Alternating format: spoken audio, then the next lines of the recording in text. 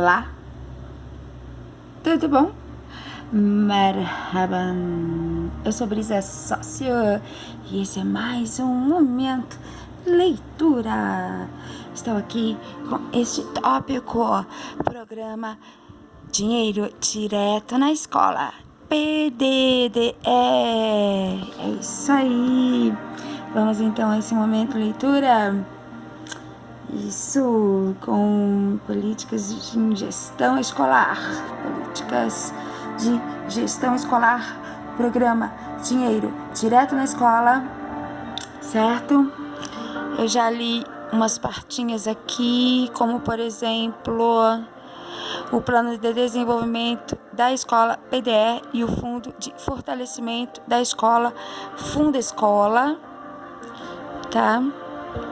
Que dessa faculdade, IPEMIG, Instituto Pedagógico de Minas Gerais, excelente, IPEMIG, eu li toda essa parte aqui, tá, do tópico 2, boa parte do tópico 1 eu já li, vamos lá, tópico 2, eu já tô quase no final, limites e perspectivas das políticas para gestão escolar. E agora vamos para o Dinheiro Direto na Escola. É um programa Dinheiro Direto na Escola. O programa Dinheiro Direto na Escola, PDDE. O PDDE consiste no repasse anual de recursos por meio do Fundo Nacional de Desenvolvimento da Educação às escolas públicas do ensino fundamental, estaduais, municipais e do Distrito Federal e as do ensino especial mantidas por organizações não governamentais, né, as ONGs, desde que registradas no Conselho Nacional de Assistência Social, né, que é o CNAS.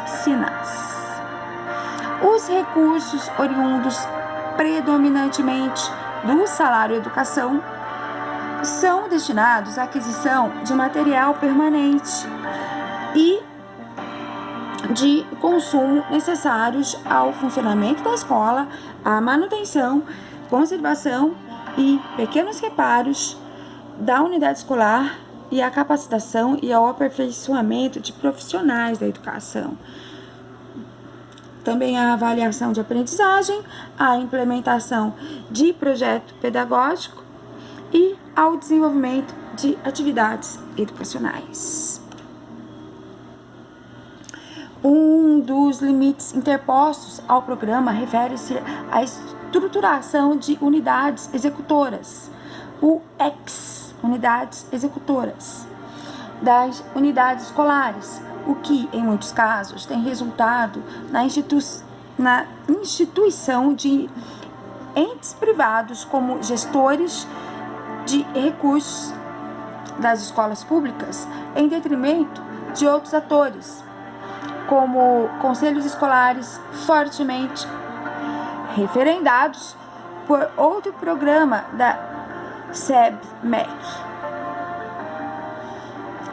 Em pesquisa realizada em 5 estados, São Paulo, Rio Grande do Sul, Mato Grosso do Sul, Pará e Piauí, buscando inventariar e analisar, né, o processo de implementação do PDDE, Plano de Dinheiro Direto na Escola, programa, né, Dinheiro Direto na Escola, programa Dinheiro Direto na Escola e suas consequências para a gestão dos sistemas. Adrião e Peroni, em 2007, página 254 e 267,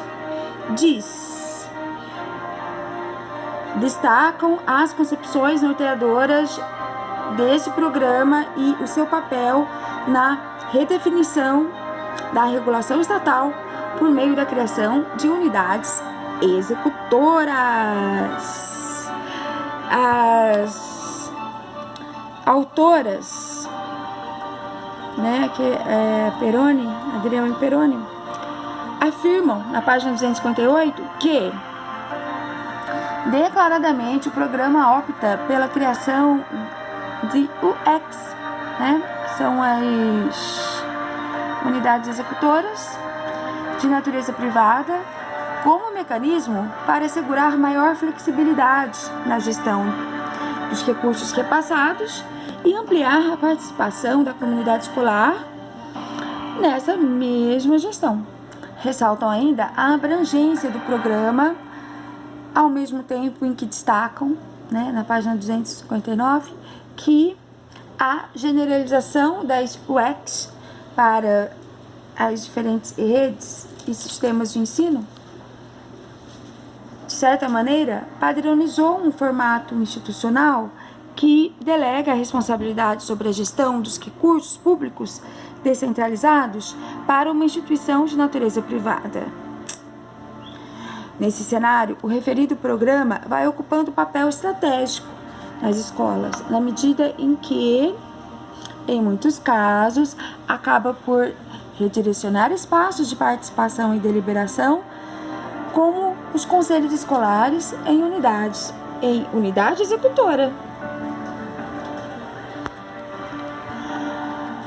A esse respeito, Adrião e Peroni, ao analisarem os casos da rede municipal de Porto Alegre e das redes estaduais de Rio Grande do Sul e Mato Grosso do Sul, afirmam que a proposta de transformação dos conselhos escolares em unidades executoras assumiu um caráter de disputa política entre diferentes segmentos da educação. O dilema vivido pelos sistemas relacionava-se à opção em alterar a natureza jurídica dos conselhos escolares, transformando-os em uma unidade executora, cuja consequência seria a instalação de uma instituição de direito privado na esfera da gestão da escola, ou, de outro modo, o fortalecimento do círculo de pais e mestres, né? CPM, Círculo de Pais e Mestres, estrutura analógica à Associação de Pais e Mestres, que era APM, né? Então, Círculos de Pais e Mestres, analógico ao APM. Tradicionalmente menos democrática e, em muitos casos, não subordinada ao controle dos colegiados, ao controle, né, do colegiado gestor. Então, quem escreveu isso foi Adrião, foi baseado na obra de Adrião Peroni, né, das autoras, de um livro de 2007, página 260. As autoras alertam ainda para o fato de que essa indução de políticas de gestão, cuja ênfase recai sobre a dimensão técnico-operacional, possa redundar em limites para a própria democratização da gestão.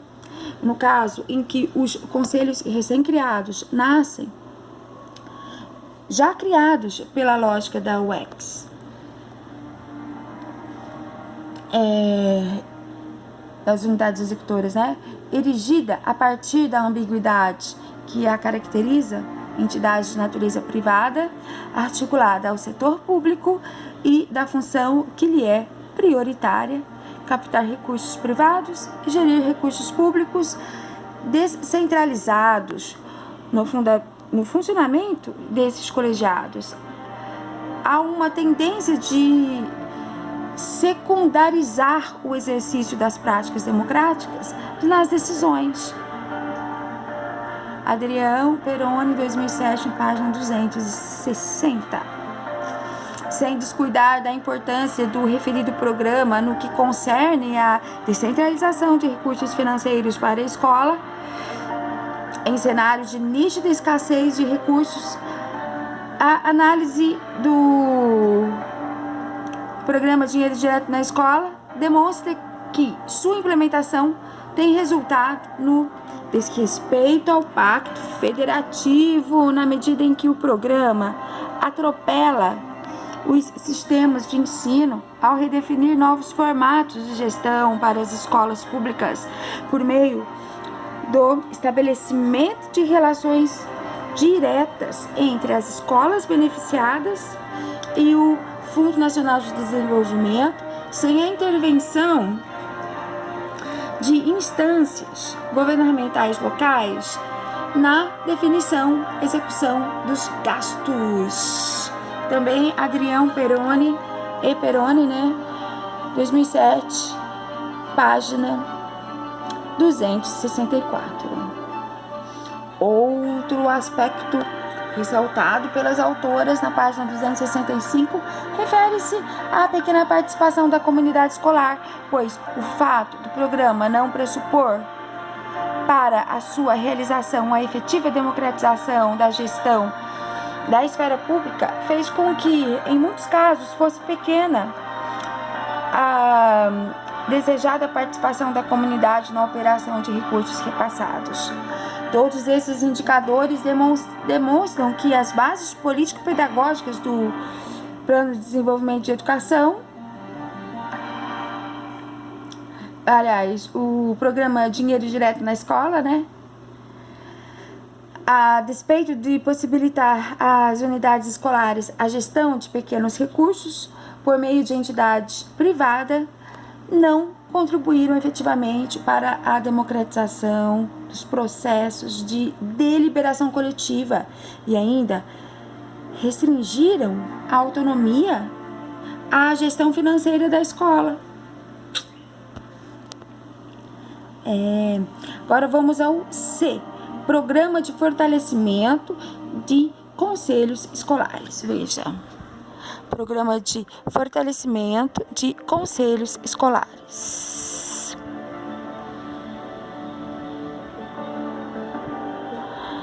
Tem bastante coisa ainda para ler aqui. No C.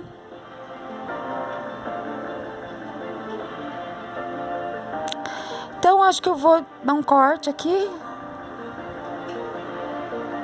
Depois eu leio C. O que vocês acham? Ou já emendo tudo direto? Vamos lá. Vamos continuando, tá? Saúde a todos.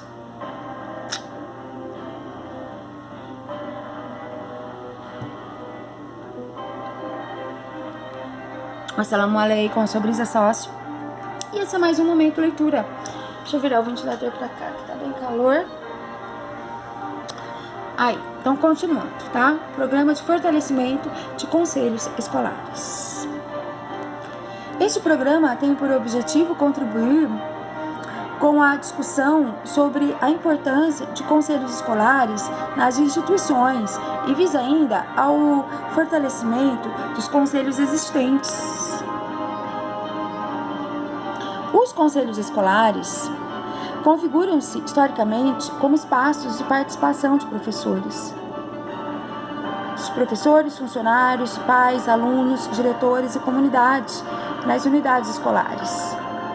Em alguns casos, constituem-se em espaços coletivos de deliberação, assumindo, desse modo, o papel de órgão corresponsável pela gestão administrativa e pedagógica das escolas e, em outros, em razão de sua atuação restrita à aprovação da prestação de contas e medidas disciplinares em determinadas situações, foram transformadas em unidades executoras em unidades executoras em razão do PDDE, tá? Que é o Programa Dinheiro Direto na Escola.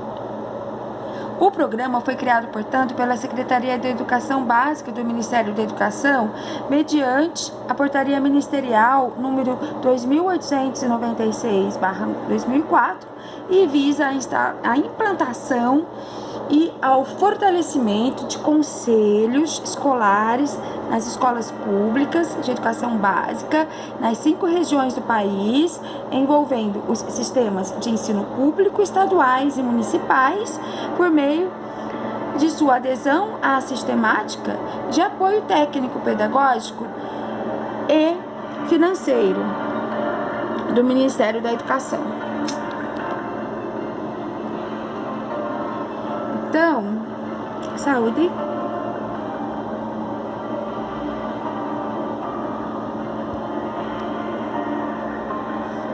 De acordo acordo com a mesma portaria ministerial, tem por objetivos ampliar a participação das comunidades escolar e local na gestão administrativa, financeira e pedagógica das escolas públicas. 2. Apoiar a implantação e fortalecimento de conselhos escolares. 3. Instituir políticas de indução para a implantação de conselhos escolares. 4. Promover, em parceria com os sistemas de ensino, a capacitação de conselheiros escolares, utilizando, inclusive, metodologias de educação à distância. 5. Estimular a integração entre os conselhos escolares. 6. Apoiar os conselhos escolares na construção coletiva de um projeto educacional no âmbito da escola, em consonância com o processo de democratização da sociedade. E 7. Promover a cultura no monitoramento e avaliação no âmbito das escolas para a garantia da qualidade da educação. Certo? Então, aqui eu estou lendo sobre o programa de fortalecimento de conselhos escolares. Ok? Programa de fortalecimento de conselhos escolares. A referida portaria define ainda que a execução do programa será de responsabilidade da SEB e que Secretaria de Educação Básica, tá?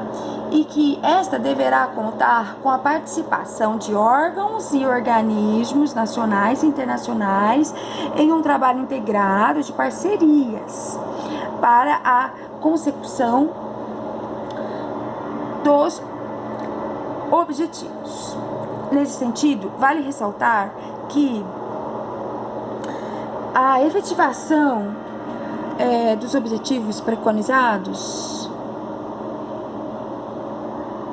envolve fundamentalmente a adesão ao programa pelos estados e municípios, tá? Quem disse isso foi Dourado, publicado em 2007. O programa estruturou-se a partir de processos de formação continuada dos diversos segmentos que compõem a unidade escolar, por meio de suas frentes articuladas, de um lado, pela realização de seminários estaduais de formação, seminário internacional de gestão, seminários municipais e, de outro, pela oferta de cursos de formação pela modalidade de educação à distância.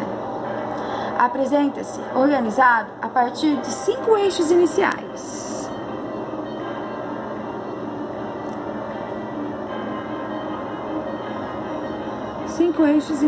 Tá? Primeiro, conselhos escolares, democratização da escola e construção da cidadania. 2. Conselho escolar e o respeito à valorização do saber e da cultura do estudante e da comunidade. 3. Conselho escolar e o aproveitamento significativo do tempo pedagógico. 4. Conselho escolar e a aprendizagem na escola. 5. Conselho escolar, gestão democrática da educação e escolha do diretor. Em seguida, o programa ampliou tais eixos com as seguintes temáticas. 6. Conselho escolar como espaço de formação humana. 7. Conselho escolar e o financiamento da educação. 8. Conselho escolar e a educação no campo. 9. Conselho escolar e a relação entre a escola e o desenvolvimento com igualdade social. Além desses núcleos temáticos, contemplou-se a discussão sobre os indicadores de qualidade da educação e os conselhos escolares como estratégia de gestão democrática da educação pública. Como é possível evidenciar, tais temáticas abrangem importantes questões em debate nas unidades escolares. em que pese a centralidade conferida a esse programa, é fundamental destacar que o eixo da gestão democrática e da efetiva participação, bem como a centralidade conferida a órgãos de deliberação coletiva, como os conselhos escolares, encontra limites em outros programas do próprio governo federal já analisados, tá? Dourado, 2007. Os 3 programas e os limites às políticas e gestão da educação no Brasil. Então vamos lá. Os 3 programas e os limites às políticas de gestão da educação no Brasil. Ao longo da implantação dos 3 programas indicados, vários questionamentos se desdobram sobre a lógica e a concepção político-pedagógica subjacente a eles. Nessa direção, ganha relevância, de um lado, o descompasso entre o Programa Nacional de Fortalecimento dos Conselhos Escolares, em tese centrado em premissa articulada a instâncias de participação e deliberação coletivas, e, de outro, o Plano de Desenvolvimento da Escola, PDE, cuja lógica e dinâmica pedagógica enfatiza, sobretudo, a organização gerencial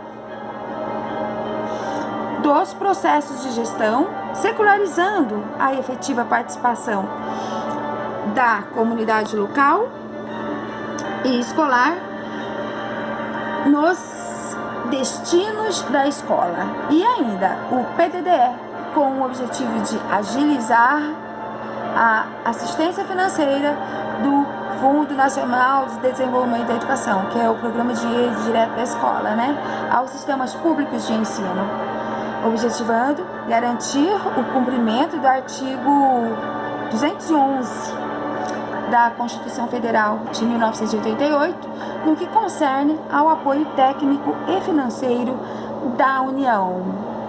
Tá? Então, esse trecho foi tirado também da obra de Dourado, escrita em 2007. Saúde! Bom, então, continuando, essa constatação também nos revela a falta de organicidade entre as políticas de gestão e organização das unidades escolares desenvolvidas pelo MEC, resultando em programas e ações cujo escopo político-pedagógico encontra-se contraditoriamente estruturado por concepções distintas. De um lado, a centralidade conferida à gestão democrática e, de outro, a concepção gerencial como norte pedagógico.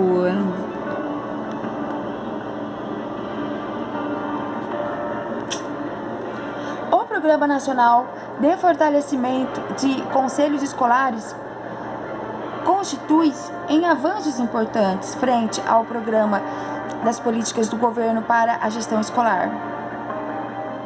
Então, esse Programa Nacional de Fortalecimento de Conselhos Escolares, tá? Ao mesmo tempo, ao disputar espaços com programas financiados pelo Banco Mundial, estruturados sob forte égide gerencial, pode vir a ser secundarizado nas políticas e gestão das escolas no país. Tal ambiguidade revela a dificuldade de se efetivar políticas em âmbito nacional, sem a garantia de relação com os sistemas de ensino e com os profissionais da educação que aí atuam, bem como a adoção de políticas preconizadas por agências e organismos internacionais sem a devida mediação com o cenário nacional. Tal dinâmica tem resultado em forte descompasso entre a proposição e a materialização das políticas, contribuindo para um processo de sedimentação normativa que resulta da sobreposição de novas regras, orientações e reformas produzidas numa volúpia de transformação permanente que raramente ultrapassa a superfície do sistema, as práticas e estruturas antigas, que, na maior parte dos casos, acabam por subsistir, ainda que travestidas de uma pretensa modernidade. Quem escreveu isso foi o Barroso, em 2006, página 53. Essa discussão nos remete à chamada descentralização da educação brasileira e aos problemas daí decorrentes, destacando-se a municipalização do ensino. Assim, diversas análises realçam que no Brasil houve a desconcentração de ações educacionais de forma muito mais efetiva do que a descentralização garantidora de autonomia aos entes federados. Ou seja, o que ocorre é a transferência de competências de um ente federativo para outro, resultando na manutenção de ações pontuais e focalizadas de apoio técnico e financeiro, em detrimento de amplas políticas de planejamento, financiamento e gestão da educação básica. A despeito disso, predominam no cenário educacional vários processos de regulação que permeiam o cotidiano dos sistemas de ensino e das escolas públicas sob a hegemonia da União, por meio da indução de políticas de financiamento de ações e programas governamentais. Paralelamente à regulação nacional, assiste-se, portanto, ao desenvolvimento de processos formais e informais de regulação no nível dos territórios e das organizações. Micro-regulação local. Quem escreve também é Dourado, tá? Publicado em 2007. Pensar as políticas e a gestão da educação no Brasil, sobretudo a partir da defesa de um padrão de qualidade socialmente referenciada, nos insere no desafio de pensar a lógica centralizada e autoritária que tem permeado as políticas educacionais para todos os níveis de ensino, particularmente para a educação básica. E esse nível de ensino, composto pela educação infantil, ensino fundamental e médio, possui estruturação complexa e heterogênea, fortemente balizada por múltiplas formas de regulação e controle, tá? Incluindo a ação do MEC, dos sistemas de ensino e das escolas, caracterizadas como espaços de regulação importante na materialização das políticas. Então, esse é um trecho também tirado da obra de Dourado, de 2007. Ao analisar as convergências e divergências nos modos de regulação europeia, Maroy, na página 230 de seu livro publicado em 2006, da edição de 2006, afirma que os sistemas educativos europeus estão sujeitos a pressões externas de ordem econômica, social e política, assim como as evoluções internas que conduzem a novos modos de regulação das organizações escolares e às práticas do trabalho docente. A despeito das diferenças na forma de organização dos sistemas de ensino, o autor identifica convergências nas políticas educativas. Malgrado as diferenças de intensidade de um país para o outro, isso nos permite detectar pontos comuns à realidade brasileira e que certamente traduz a eficácia das pressões externas no campo educacional, sobretudo na produção de novas políticas, quer sejam em países centrais, quer sejam em países periféricos, como o Brasil.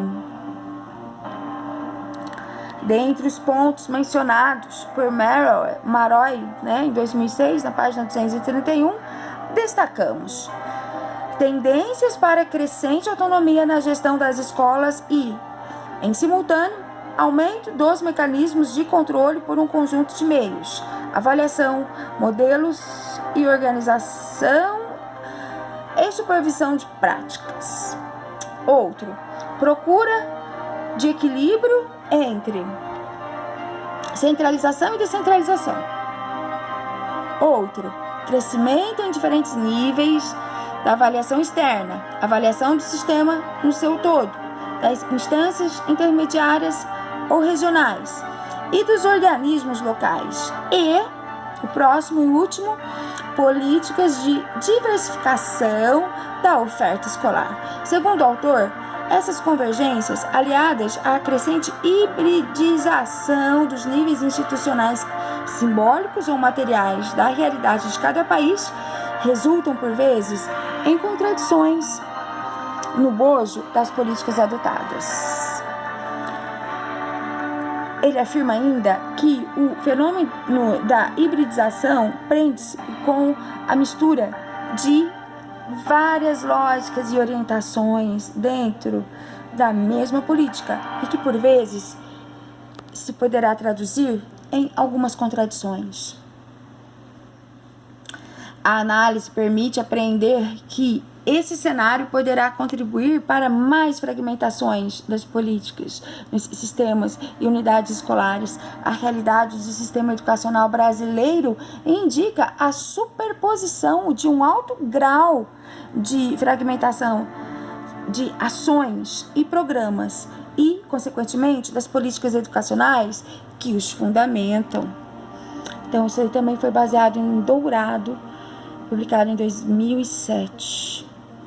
Por esta razão, e devido aos contornos assumidos pelas políticas em curso, a análise das políticas educacionais e de sua inflexão na área de gestão implica certamente discutir a regulamentação do regime de colaboração entre os entes federados, a fim de estabelecer novas bases de financiamento à educação básica e o incremento do percentual de recursos destinados a esse nível de ensino. Políticas e gestão da educação básica, democratizando o acesso e a permanência com qualidade. Algumas políticas, programas e ações têm se desencadeado nos âmbitos federal, estadual e municipal, a fim de contribuir para a ampliação das oportunidades educacionais na educação básica, tarefa constitucionalmente de competência direta dos estados, Distrito Federal e municípios também. A iniciativa da União, por meio da indução de financiamento de ações, programas e políticas, nem sempre tem se realizado de modo orgânico, na medida em que se caracteriza pela superposição e pela ingerência direta nas escolas vinculadas aos sistemas de ensino, entre outros. Nesse cenário, assiste-se a um discurso marcadamente voltado à descentralização do ensino, por meio do regime de colaboração entre os entes federados e a proposição de políticas centralizadas no âmbito de programas e ações do MEC, nem sempre articuladas e cuja adesão por estados e municípios se efetiva historicamente, sem clara conexão com prioridades estabelecidas pelos respectivos sistemas de ensino.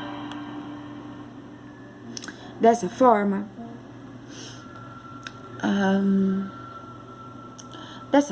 assegurar condições políticas e de gestão para o desenvolvimento e a participação da sociedade civil na formulação e implementação das ações e programas de universalização da educação básica, bem como a melhoria da educação nos diferentes níveis e modalidades, é tarefa dos poderes públicos. No Brasil, dada a natureza patrimonial do Estado, muito há de ser feito a fim de garantir a participação da sociedade civil nas políticas públicas, especialmente na educação. Então, isso aí também está no livro do Dourado, publicado em 2007. Essas constatações contribuem para a compreensão de que a democratização do ensino não se dá somente pela garantia de acesso, requerendo sua oferta com qualidade social para otimizar a permanência dos estudantes e, desse modo, contribuir para a melhoria dos processos formativos e a participação cidadã. Todas essas questões se articulam as condições objetivas da população. Em um país historicamente demarcado por fortes desigualdades social, revelada nos indicadores sociais preocupantes e que, nesse sentido, carece de amplas políticas públicas, incluindo a garantia de otimização nas políticas de acesso, permanência e gestão, com qualidade social na educação básica. Também de Dourado, ano de 2007. Aí a gente vai avançar para políticas e gestão para uma educação básica de qualidade, tá? Aqui a gente está na página 25. Página 25. Vamos dar uma olhada aqui na bibliografia.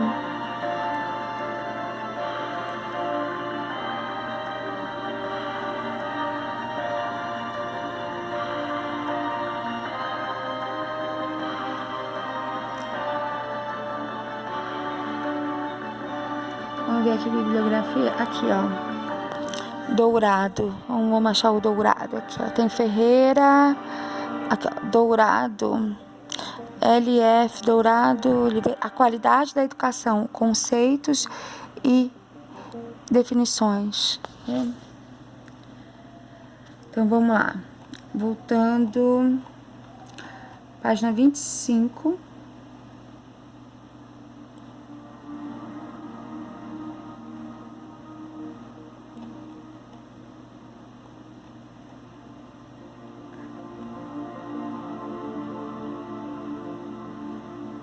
Cadê você? Página 25. 23. 24. Aqui, acho que tá aqui, ó. 25. Então, políticas e gestão para uma educação básica de qualidade. Desafio nacional. Então, ó, o investimento em educação básica, tendo a qualidade como parâmetro de suas diretrizes, metas e ações e conferindo a essa qualidade uma dimensão sócio-histórica e, portanto, inclusiva, é um grande desafio para o país, em especial para as políticas e gestão nesse nível de ensino. Pensar a qualidade social da educação implica assegurar um processo pedagógico pautado pela eficiência, eficácia e efetividade social, de modo a contribuir para a melhoria da aprendizagem dos educandos, em articulação à melhoria das condições de vida e de formação da população. Você também está no livro de Dourado, ano 2007.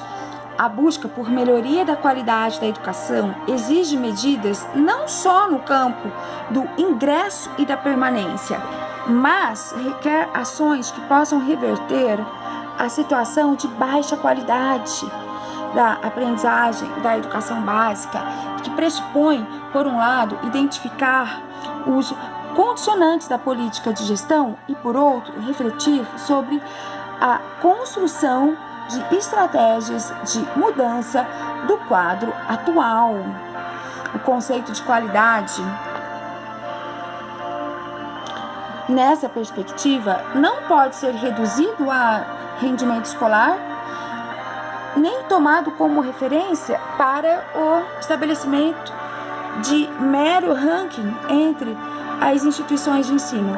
Assim, uma educação com qualidade social é caracterizada por um conjunto de fatores intra- e extraescolares que se referem às condições de vida dos alunos e de suas famílias, ao seu contexto social, cultural e econômico e à própria escola, professores, diretores, projeto pedagógico, recursos e instalações, estrutura organizacional, ambiente escolar e relações intersubjetivas no cotidiano escolar. Isso é também do livro de Dourado, de 2007. Segundo Dourado, Oliveira e Santos, página 9, a qualidade da educação é um fenômeno complexo, abrangente e que envolve múltiplas dimensões. não podendo ser aprendido apenas por um reconhecimento de variedade e das quantidades mínimas de insumos considerados indispensáveis ao desenvolvimento do processo de ensino-aprendizagem e muito menos sem tais insumos. Desse modo, a qualidade da educação é definida envolvendo a relação entre os recursos materiais e humanos, bem como a partir da relação que ocorre na escola e na sala de aula.